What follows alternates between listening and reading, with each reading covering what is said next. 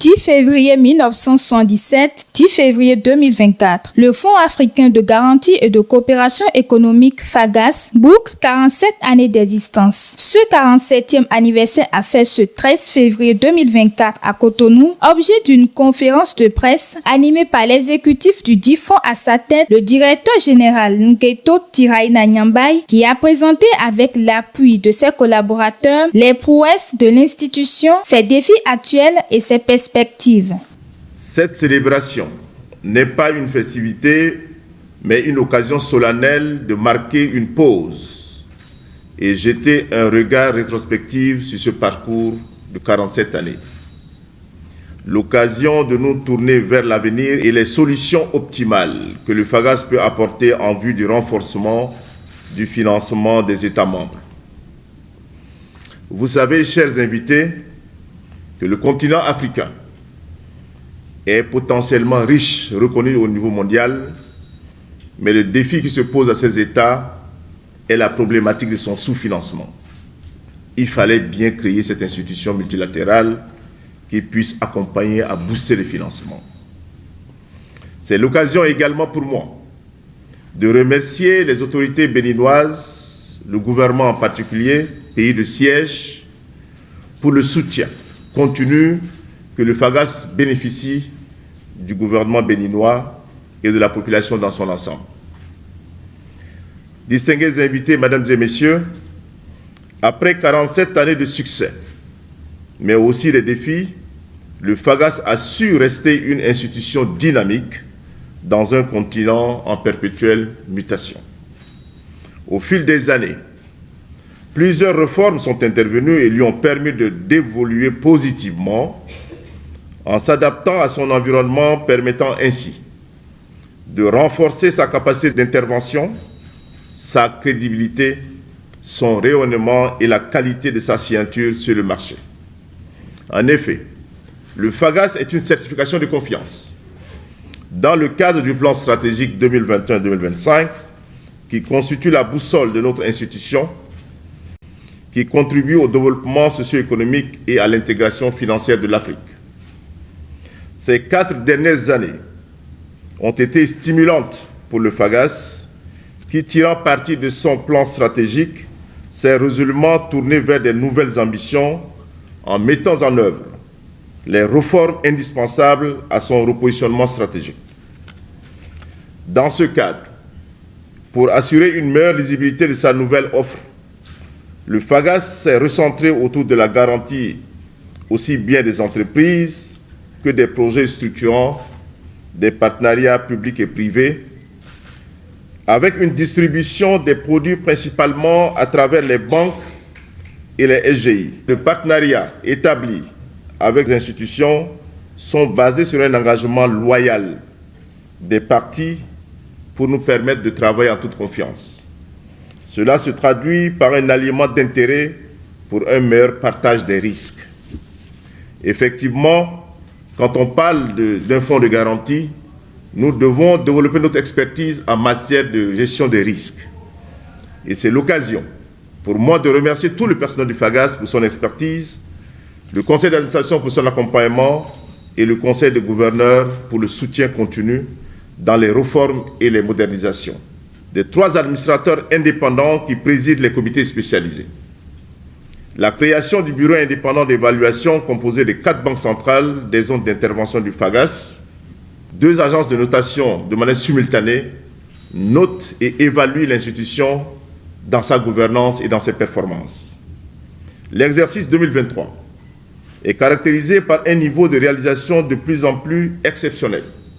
Nous avons dépassé 263% des garanties, c'est-à-dire nos objectifs annuels de 2023 ont été dépassés, ce qui vient de sanctionner les efforts déployés en cours de ces 4 dernières années en termes d'expertise et de gouvernance renforcée. Dans cette optique, le FAGAS, en sa qualité de pionnier dans le secteur de la garantie, grâce à l'intensification des relations de coopération avec les partenaires financiers et l'élargissement des zones d'intervention. Aujourd'hui, des nouveaux États et des nouvelles institutions multilatérales ambitionnent d'adhérer au capital du FAGAS. Nous avons créé l'Institut du FAGAS qui est un think tank, un centre d'excellence chargé de la formation, des études de la recherche et de l'assistance technique. Au FAGAS, nous sommes dit que la réflexion doit précéder l'action. Au plan institutionnel, le capital du FAGAS a été porté de 350 milliards de CFA à 500 milliards de francs CFA en 2023, marquant ainsi le soutien constant des actionnaires de l'institution. Cette nouvelle dynamique traduit l'engagement renouvelé du FAGAS à prendre part plus activement dans l'écosystème de financement des projets créateurs de richesse et de développement de l'Afrique. C'est l'occasion de remercier, une fois de plus, toutes les instances et les personnalités ici présentes, les deux administrateurs qui représentent tout le conseil d'administration à cet événement, par rapport à leur engagement constant. Et en tant que directeur général, je voudrais remercier tout le personnel du FAGAS qui travaille de façon permanente.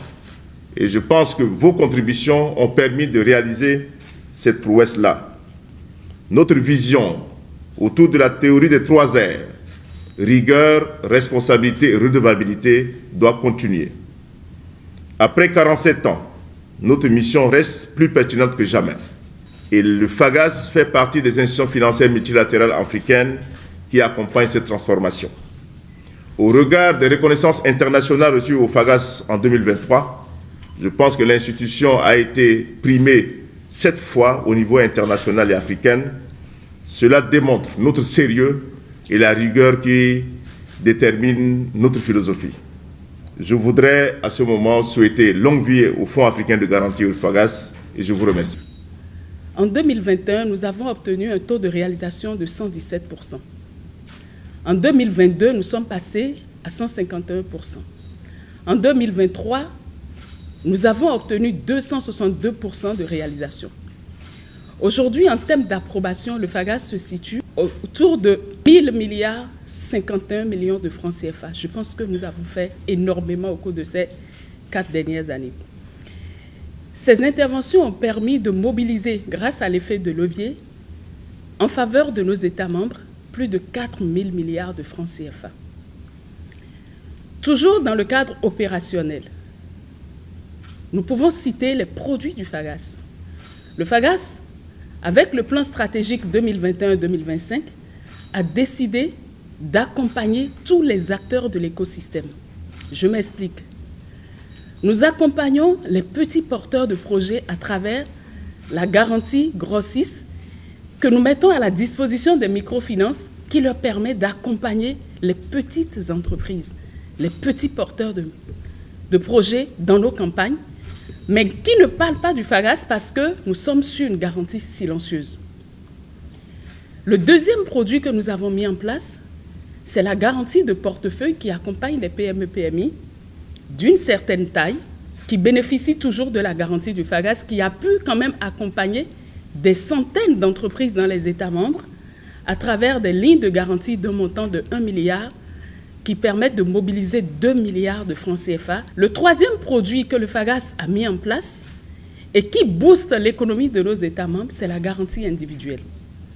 Aujourd'hui, le fonds n'est plus sur seulement les PME, mais nous accompagnons tous les projets structurants dans nos États membres. Nous intervenons dans tous les secteurs d'activité.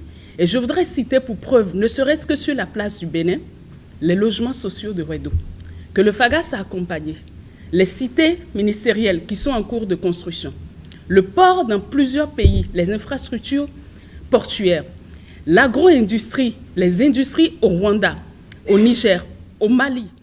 Cette sortie médiatique a reçu la caution morale du conseil d'administration du FAGAS. Le FAGAS a créé des comités spécialisés.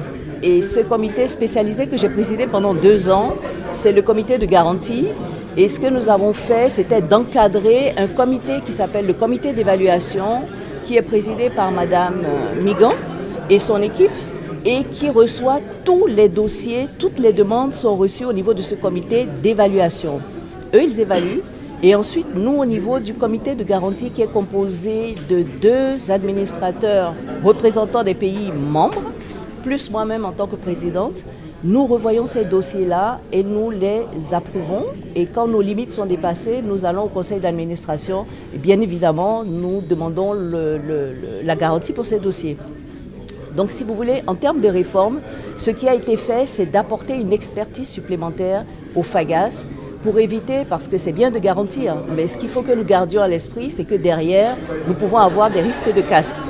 Donc c'est pour éviter tout ce qui est casse, éviter et réduire au maximum les risques que nous pouvons rencontrer. Et vous voyez que le monde change énormément et ce changement de monde amène également sa part de risque.